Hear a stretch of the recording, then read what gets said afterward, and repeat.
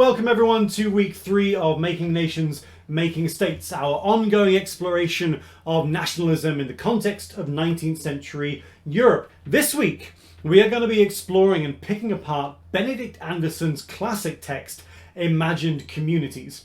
Pretty much any reading of nationalism today, be it from a historical perspective or a philosophical perspective, demands some sort of appreciation and or understanding of Anderson's work. It doesn't really matter if you agree with him or disagree with him, like or dislike. Anderson's Imagined Communities is an inescapable part of the literature on nationalism. So we're going to be exploring that this week. Now you can pick all sorts of interesting quotes out of his text, but I picked up one which I think is worth dwelling on. And it reads as this: it being the nation, is imagined because the members of even the smallest nation will never know most of their fellow members, meet them, or even hear of them, yet in the minds of each lives the image of their communion. And it's that communion that I think is the most interesting part about nationalism. How is that communion created? What are the factors that forge to produce this imagined shared communion of nation? And I was trying to think of the best way to illustrate that. And you know, I've got lots of Pokemon cards, but really Pokemon doesn't quite do the job for us this week. However, Avatar, The Legend of Aang, might just be able to help us out. Good morning, class. Recite the Fire Nation Oath. My life I give to my country. With my hands I fight for Fire Lord Ozai and our forefathers. With my mind I seek ways to better my country. And with my feet Fire Benders, Fire Lord, blah, blah, blah, blah.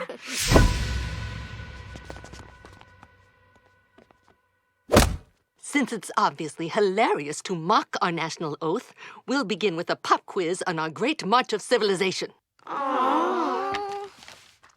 Question 1. What year did Firelord Sozin battle the Air Nation Army? Kuzan? Is that a trick question? The air nomads didn't have a formal military. Sozin defeated them by ambush. Well, I don't know how you could possibly know more than our national history book, unless you were there 100 years ago. I'll just write down my best guess. I make no apologies for including Legend of Aang. It is a brilliant cartoon. It serves to illustrate so many valuable points from this module. We're looking at it today, and I may well look at it again before the year is through. But in terms of that one specific sequence from Series 3, Episode 2, Aang disguises himself and enrolls in a Fire Nation school. Now, the Fire Nation throughout stand as a brilliant exemplar for nationalism and the traits of nationalism that we are looking for in this module. Throughout the series, they tick so many of those boxes, and that one little sequence in the school is again a perfect exemplar of that which we're looking for. You know, Anderson talks about the imagined communion, and I ask, you know, how is that created?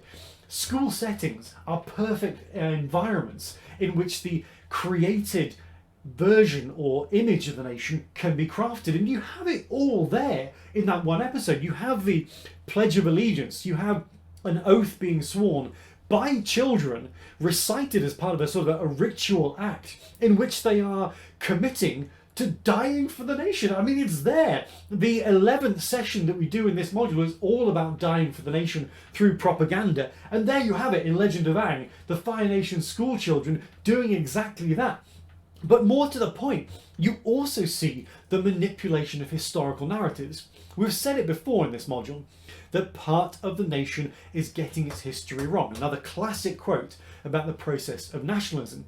There we see Aang challenging the teacher about the inaccuracies of the way in which Fire Nation warfare is being presented to children. It's being presented as heroic when in fact it was actually quite subversive, manipulative, almost cowardly, an ambush attack rather than a bold, glorious battle. But the teacher says, well, you challenged the history books, were you there? And of course Aang was there. If you forget, he was frozen in time for a considerable period of the narrative. Watch the series, it's excellent.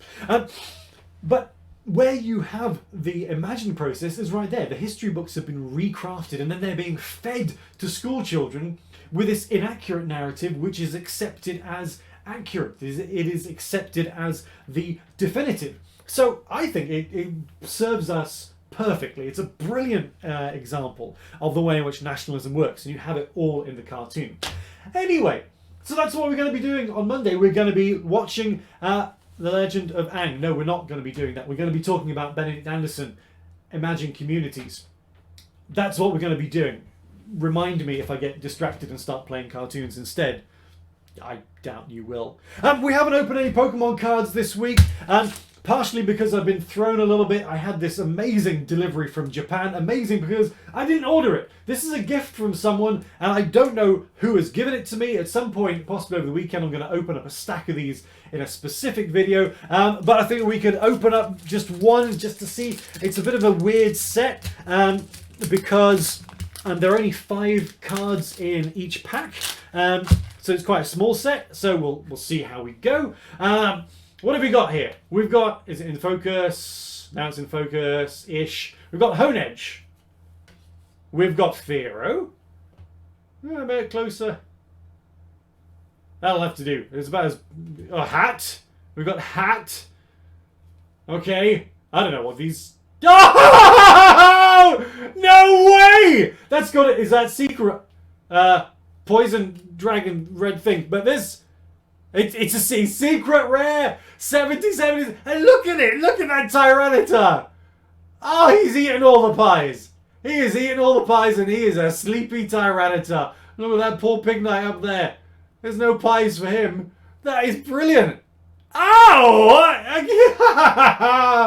Oh, you know what, second years, we're back in business with a card like that. So there we go. We've had it all. We've had Benedict Anderson, we've had Legend of Aang, and we've had secret, rare, hollow Tyranitar all the way from Japan.